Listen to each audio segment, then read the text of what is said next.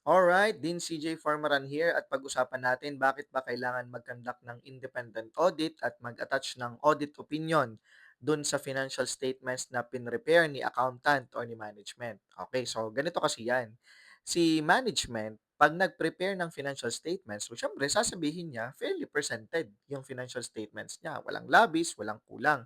At pag sinabi nating fairly presented nga, 'di ba, sinunod niya yung applicable accounting framework o yung applicable accounting standards, mga standards na naggo-govern dun sa financial statements.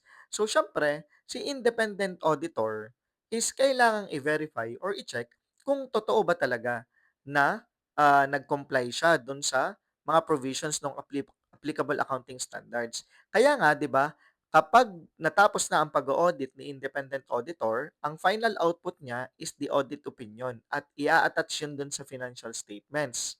At yun ang nagsasabi kung talaga bang sinunod ni management o ni accountant yung lahat ng provisions ng applicable accounting framework. Yun. So, siya ang si independent auditor, siya ang nag-check at nag-verify kung talaga bang sinunod yung financial reporting framework. At dun masasabi na talagang fairly presented yon. And tatandaan ninyo ha, okay, kaya nag-a-attach ng audit opinion.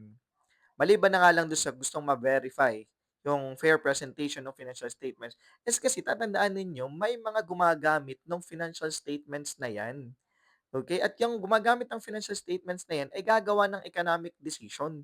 Katulad halimbawa ng mga, primary users. Sino ba yung primary users ng financial statements? 'Di ba yung nagpo-provide sa'yo ng capitalization, yung mga nagpapautang sa'yo, yung mga investor mo, and then yung may mga other users pa, 'di ba? So, katulad ng government, ng BIR, 'yan yung mga nagche-check ng financial statement. So, basically kaya talaga a-attach ng audit opinion is 'pag nakita ng mga users ng financial statements na, fairly presented pala ito. So, tumataas yung, confidence nila na yung financial statements ay talagang fairly presented.